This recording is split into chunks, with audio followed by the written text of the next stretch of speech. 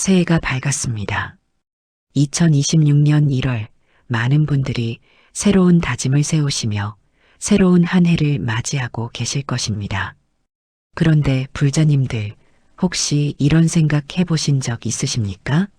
왜 어떤 사람들은 같은 조건에서도 운명이 완전히 달라지는지 말입니다. 똑같이 힘들게 살아가는데 어떤 사람은 점점 더 어려워지고 어떤 사람은 갑자기 모든 것이 풀리기 시작하는 것을 보신 적 있지 않으십니까? 저는 오늘 불자님들께 정말 중요한 이야기를 해드리고 싶습니다. 부처님께서 말씀하신 운명이 바뀌는 사람들의 공통점에 대해서 말입니다. 이것은 단순히 운에 대한 이야기가 아닙니다. 부처님의 가르침 속에 숨어있는 인생을 바꾸는 진리에 대한 이야기입니다. 많은 분들이 신년이 되면 복을 빌고 운이 좋아지기를 기도합니다. 절에 가서 불공을 드리고 새해 소원을 빕니다. 하지만 정작 중요한 것을 놓치고 계십니다. 운명을 바꾸는 것은 기도만으로 되는 것이 아니라는 사실을 말입니다. 부처님께서는 이미 2500년 전에 운명을 바꾸는 비밀을 우리에게 알려주셨습니다.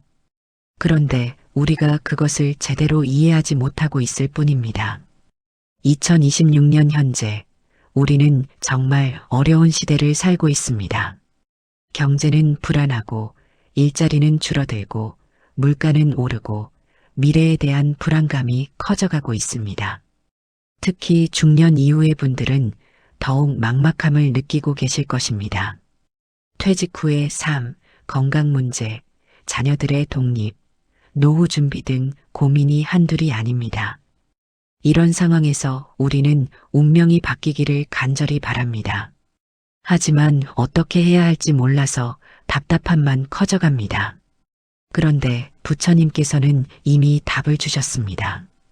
법구경에서 부처님께서 말씀하셨습니다. 모든 것은 마음에서 일어난다. 마음이 모든 것의 주인이다.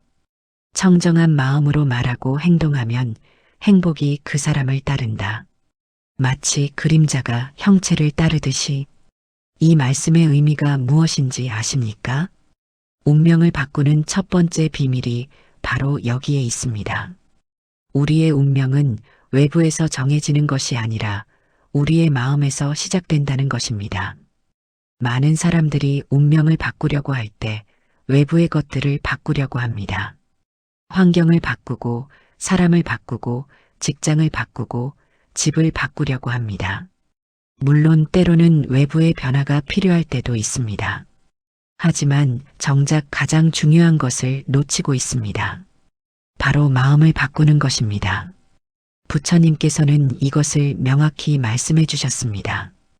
우리의 현재 상황은 과거의 마음이 만들어낸 결과이고 우리의 미래는 현재의 마음이 만들어낼 것이라고 말입니다. 그렇다면 2026년 운명이 바뀌는 사람들은 과연 무엇을 다르게 할까요? 어떤 공통점이 있을까요? 오늘 제가 말씀드리고 싶은 것은 부처님의 가르침에서 찾은 4가지 핵심입니다. 이것을 실천하는 사람들은 반드시 운명이 바뀝니다. 이것은 그냥 희망적인 이야기가 아닙니다. 부처님의 가르침이고 실제로 많은 분들이 경험하고 계시는 진실입니다. 첫 번째로 말씀드리고 싶은 것은 바로 마음의 방향을 바꾸는 것입니다. 불자님들, 혹시 이런 경험 있으십니까? 아침에 일어나자마자 오늘도 힘들겠다. 오늘도 재미없겠다. 오늘도 별일 없겠다. 이런 생각부터 시작하는 경험 말입니다. 아니면 뉴스를 보면서 세상이 얼마나 어둡고 미래가 얼마나 불안한지에 대해서만 생각하는 시간이 많지 않으십니까? 이런 마음의 상태로는 절대 운명이 바뀔 수 없습니다. 부처님께서는 화엄경에서 이렇게 말씀하셨습니다. 일체유심조, 모든 것은 마음이 만든다. 이 말씀의 깊은 뜻을 이해해야 합니다. 우리가 보는 세상, 우리가 경험하는 현실, 우리에게 일어나는 모든 일들이 사실은 우리의 마음이 만들어내는 것이라는 의미입니다. 같은 상황이라도 마음의 방향에 따라 완전히 다른 결과가 나옵니다. 예를 들어 설명해 드리겠습니다. 두 사람이 똑같이 직장을 잃었다고 가정해 보겠습니다. 한 사람은 이제 끝났다. 나이도 많은데 어디서 일자리를 구하나, 앞으로 어떻게 살지 이런 생각에 빠집니다. 매일 불안하고 우울하고 자포자기하는 마음으로 지냅니다. 이런 마음으로는 좋은 기회가 와도 보이지 않습니다. 사람들도 이런 부정적인 에너지를 느끼고 멀어집니다. 결국 상황은 더욱 어려워집니다. 반대로 다른 사람은 이것은 새로운 기회다. 하늘이 나에게 새로운 길을 열어주시는 것이다. 더 좋은 일을 할 수 있는 기회를 주신 것이다. 이렇게 생각합니다. 물론 처음에는 힘들고 불안할 수 있습니다. 하지만 마음의 방향이 희망과 감사를 향해 있습니다. 이런 마음으로 새로운 가능성을 찾아보고 사람들을 만나고 새로운 도전을 하게 됩니다.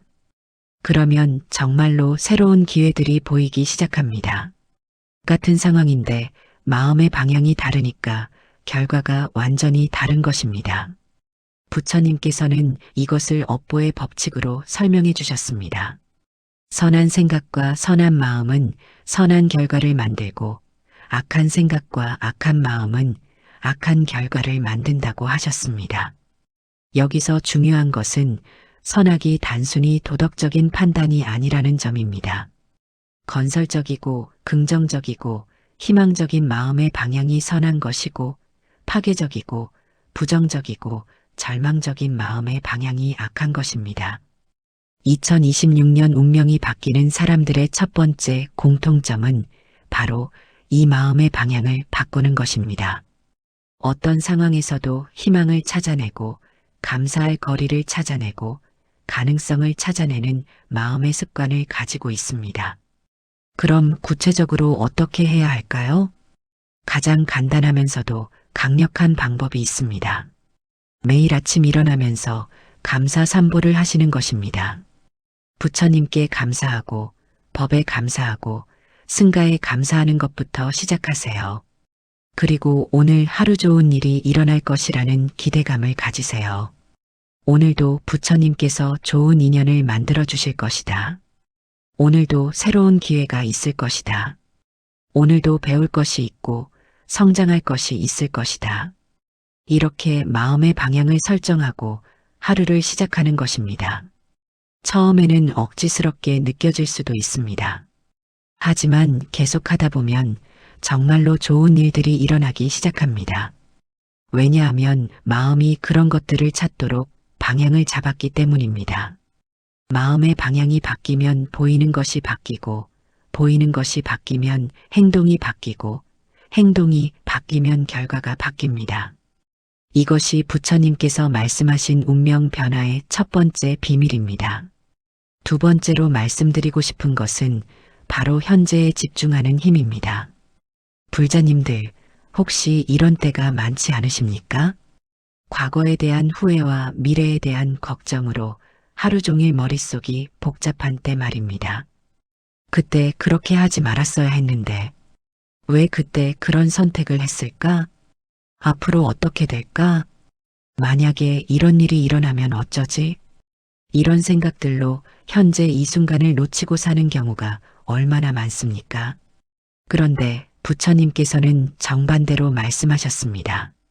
과거는 이미 지나갔으니 돌이킬 수 없고 미래는 아직 오지 않았으니 걱정해도 소용없다. 오직 현재 이 순간만이 우리가 실제로 살 수 있는 시간이고 실제로 무엇인가를 할 수 있는 시간이라고 하셨습니다. 불교의 핵심 수행법 중 하나인 염불도 바로 이 현재에 집중하는 수행입니다. 나무 아미타불을 염할 때 과거도 미래도 없습니다. 오직 현재 이 순간, 부처님의 이름을 부르는 이 순간만 있을 뿐입니다. 선불교에서 말하는 지금 이 순간, 즉 즉시즉위의 가르침도 마찬가지입니다. 조주선사의 유명한 화두가 있습니다. 한 스님이 조주선사에게 물었습니다. 스님, 어떻게 하면 깨달을 수 있습니까? 조주선사가 대답했습니다. 밥 먹었느냐? 네, 먹었습니다. 그럼 그릇을 씻어라. 얼핏 보면 별것 아닌 대화 같지만 여기에 깊은 진리가 숨어 있습니다. 깨달음이나 행복이나 성공은 멀리 있는 것이 아니라 바로 지금, 여기, 이 순간에 있다는 것입니다. 밥을 먹으면 그릇을 씻는 것, 그 당연한 일을 당연하게 하는 것, 그것이 바로 부처의 마음이라는 것입니다. 2026년 운명이 바뀌는 사람들의 두 번째 공통점이 바로 이 현재 집중력입니다. 과거의 실패에 연연하지 않고 미래의 불안에 휩싸이지 않고 지금 이 순간 자신이 할 수 있는 최선을 다하는 사람들입니다. 예를 들어 설명해 드리겠습니다. 사업에 실패한 어떤 분이 계셨습니다. 몇 년 동안 과거의 실패를 후회하고 미래에 대한 불안으로 아무것도 하지 못하고 계셨습니다. 그러다가 어느 날 깨달았습니다. 과거는 바꿀 수 없고 미래는 아직 오지 않았다. 내가 할 수 있는 것은 오직 지금뿐이다.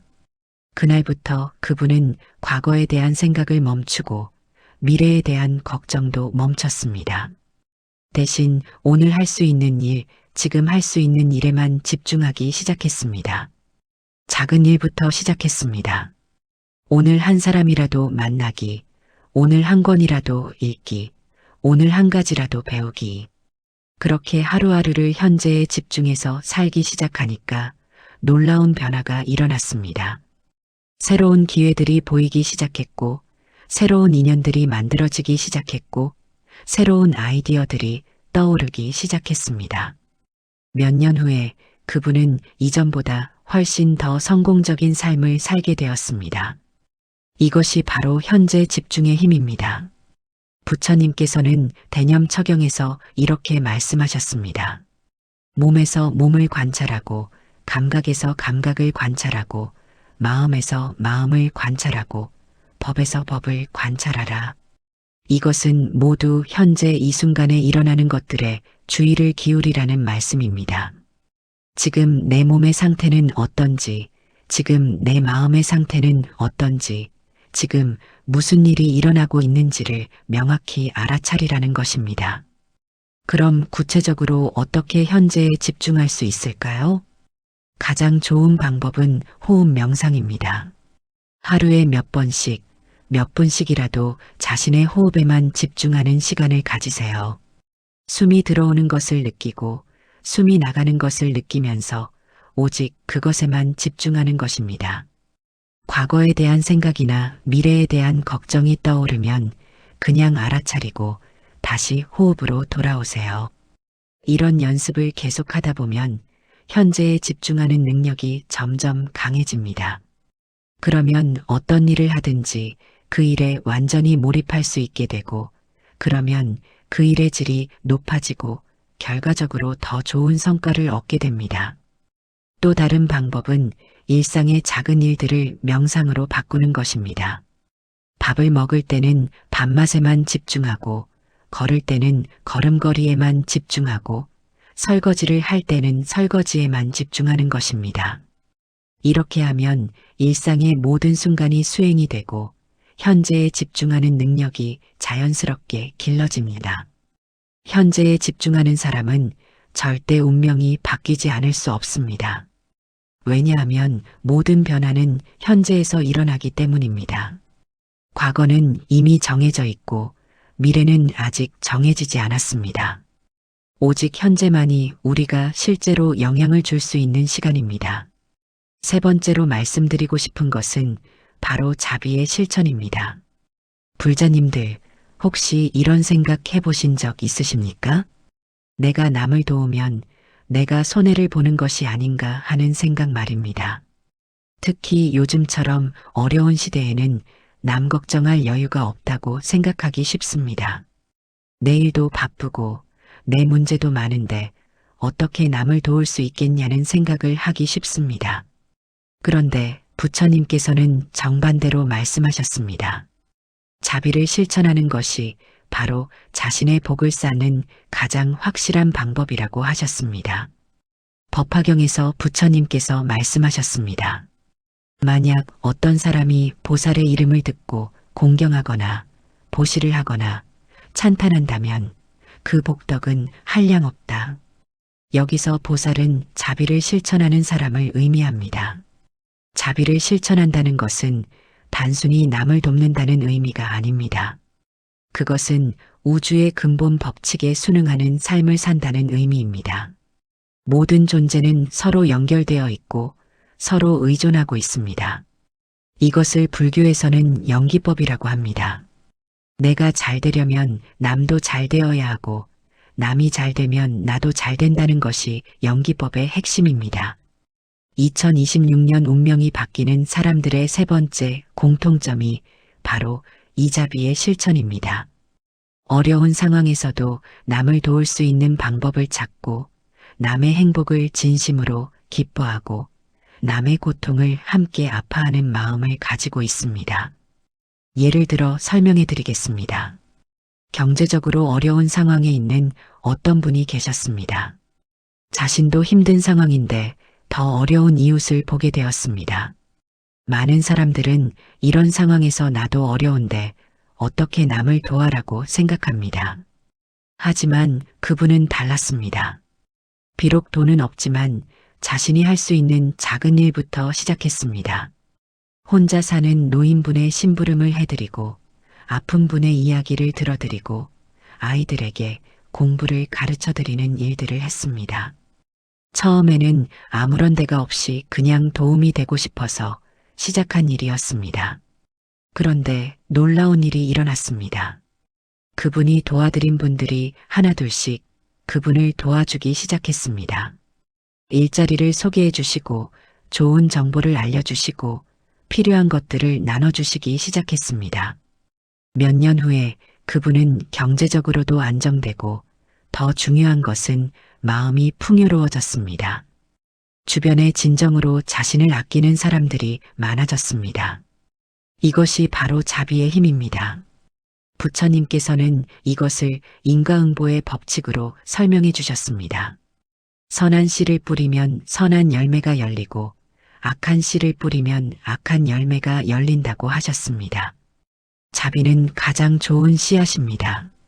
다른 사람을 도우려는 마음, 다른 사람의 행복을 바라는 마음, 다른 사람의 고통을 덜어주려는 마음은 반드시 좋은 결과를 만들어냅니다. 그런데 여기서 중요한 것은 계산적인 마음이 아니라는 점입니다. 내가 이만큼 도와줬으니까 이만큼 돌려받아야지 이런 마음이 아닙니다. 그냥 순수하게 남이 잘 되기를 바라는 마음, 남의 고통이 줄어들기를 바라는 마음에서 나오는 행동이어야 합니다. 계산적인 마음으로 하는 선행은 진정한 자비가 아니고 그런 선행은 큰 복을 만들어내지 못합니다. 금강경에서 부처님께서 말씀하셨습니다. 보시를 할 때 상의 없이 해야 한다. 내가 준다는 상도 없고 받는다는 상도 없고 주는 것이라는 상도 없이 해야 한다. 이것이 진정한 자비의 마음입니다. 그럼 구체적으로 어떻게 자비를 실천할 수 있을까요? 가장 쉬운 방법부터 시작하세요. 매일 아침 이런 발언을 하는 것입니다. 오늘 하루 내가 만나는 모든 사람들이 행복하기를 빕니다. 오늘 하루 누군가에게 도움이 되는 일을 하나라도 할 수 있기를 빕니다. 내 주변의 모든 사람들의 고통이 줄어들기를 빕니다. 이런 마음으로 하루를 시작하면 정말로 그런 기회들이 보이기 시작합니다. 작은 일부터 시작하세요. 누군가의 이야기를 진심으로 들어주는 것, 진심 어린 격려의 말을 해주는 것, 작은 도움이라도 기꺼이 주는 것부터 시작하면 됩니다. 돈이 없어도 능력이 부족해도 할 수 있는 자비의 실천은 얼마든지 있습니다.